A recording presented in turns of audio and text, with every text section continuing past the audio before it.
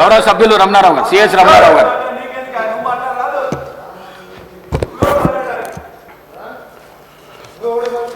అధ్యక్ష 2018-19 సంవత్సరంలో మరి అప్పటి ప్రభుత్వం రైతు బంధు పథకాన్ని ప్రవేశపెట్టడం జరిగింది. మరి ఆ రోజు నుండి పేన వర్షాకాలం వరకు, అంటే మొన్న కాక అంతకుముందు వర్షాకాలం పంట వరకు, మన పేన వర్షాకాలం పంట వరకు 72,816 కోట్ల రూపాయలు మొత్తం ఇప్పటివరకు వెచ్చించడం జరిగింది. కాంగ్రెస్ ప్రభుత్వం వచ్చిన తర్వాత ఒకసారి రైతు భరోసా ఇవ్వడం, మరి దానికన్నా ముందు గత ప్రభుత్వం ఇవ్వడం, సాగైన భూములకు ఇచ్చింది 50,210 కోట్లు. మరి ఇలా రాళ్లకు రప్పలకు పంటలు వేయనటువంటి భూములకు, అటువంటి భూములకు కూడా దాదాపు 22,606 కోట్ల రూపాయలను మరి గత ప్రభుత్వం మరి అప్పనంగా ఇవ్వడం జరిగింది. మరి పంటలు వేసినటువంటి రైతులకు కాకుండా, పంటలు వేయకున్నా, సాగు చేయకున్నా, సాగులో ఆ భూములు లేకున్నా కూడా మరి ఆనాడు ఆ ప్రభుత్వం గుట్టలకు, వాగులకు, వంకలకు, మరి చెర్లలో ఉండేటువంటి పట్టా భూములకు, నేషనల్ హైవేస్కు, మరి హైదరాబాద్ నగరం చుట్టూ ఏదైతే కొత్తగా ధరణి వచ్చిన తర్వాత కొత్తగా పాస్బుక్లు, పట్టా బుక్కులు సంపాదించుకొని మరి రియల్ ఎస్టేట్ వ్యాపారం చేసుకునే వాళ్ళు కూడా ఈ రైతు బంధు డబ్బులను తీసుకోవడం జరిగింది. మరి ఇంత ఎత్తున పెద్ద ఎత్తున దుర్వినియోగం జరిగి దాదాపు 22,600 కోట్ల రూపాయలను మరి గత ప్రభుత్వం ఆనాడు వెనుక ముందు చూడకుండా, ఎలాంటి చర్యలు లేకుండా మరి ఇష్టం వచ్చినట్టు ఇవ్వడంతో ఇవాళ ప్రజా డబ్బులు దుర్వినియోగం జరిగినాయి.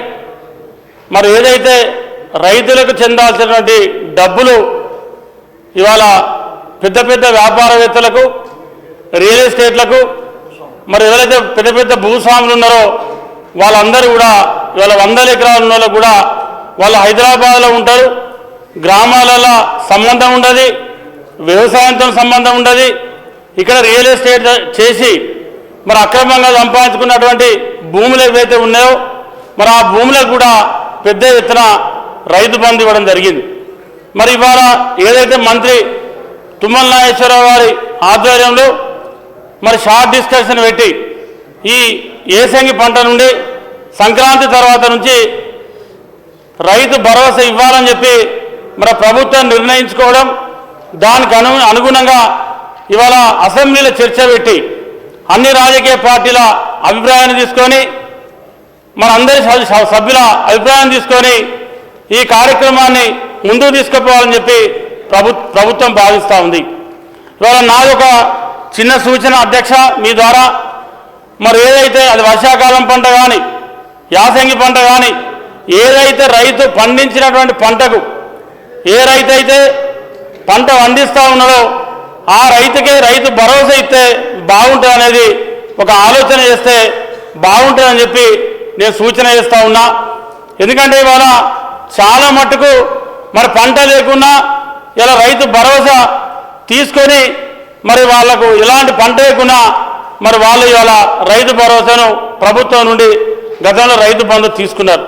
మరి అటువంటి జరగకుండా పక్కాగా మీకున్న సమాచారం మేరకు మరి అయితే మన అధికార యంత్రాంగంతో క్షేత్రస్థాయిలో మరొక మంచి రిపోర్ట్ తీసుకొని ఇవాళ ఈ రాష్ట్రంలో వరి పంట ఎంత ఉంది, మిగతా ఇతరాతర పంటలు మొక్కజొన్న కావచ్చు, పత్తి కావచ్చు, మిర్చి కావచ్చు, పసుపు కావచ్చు, సోయా కావచ్చు, ఎర్రజొన్నలు కావచ్చు, ఇంకా ఈ రాష్ట్రంలో వేసేటువంటి వాణిజ్య పంటలు కావచ్చు, పప్పు దినుసులు కావచ్చు, పండ్ల తోటలు కావచ్చు, ఏదైనా కూడా మరి సమగ్రమైనటువంటి ఒక సర్వే చేసుకొని మరి వానాకాలం పండేటువంటి పంట ఏది, ఏసంగి పండేటువంటి పంట ఏది, సంవత్సరం మొత్తం పండేటువంటి 6 నెలలు, 8 నెలలు, 9 నెలలు ఉండేటువంటి పంట కూడా ఉంది. అటువంటి పంటలు ఈ రాష్ట్రంలో ఏమున్నాయి, వాడికి ఎట్టెట్లా ఇస్తే బాగుంటుందని చెప్పి మరి ఆలోచన చేసి ఇస్తే ఇవాళ మరి ప్రభుత్వ సొమ్ము మరి రాళ్ల పాలు కాదు, వాగుల పాలు కాదు, హైవే రోడ్ల పాలు కాదు, అది రైతులకు చెందేటువంటి అవకాశం ఉంటుంది. కాబట్టి దీని మీద తప్పకుండా మరి ఆలోచించి ఇది ఒక నిర్ణయం తీసుకుంటే బాగుంటుందని చెప్పి చెప్తా ఉన్నాం. మరి అదే కాకుండా దీంతో పాటు ఏదైతే ప్రభుత్వం ఇవాళ వర్షాకాలం పంట ముందు రైతాంగాన్ని చెప్పింది, మీరు సన్న వడ్లు పెట్టుకోండి, సన్న వడ్లు పెడితే మేము మా ప్రభుత్వం నుండి ప్రతి రైతుకు క్వింటాలకు 500 బోనస్ ఇస్తామని చెప్పి ఇవాళ రైతులకు బ్రహ్మాండంగా ఇవాళ ఈ రాష్ట్రంలో సన్న వడ్లకు బోనస్ ఇచ్చిన చరిత్ర ఇవాళ కాంగ్రెస్ ప్రభుత్వాన్ని మన ముఖ్యమంత్రి రేవంత్ రెడ్డి గారు.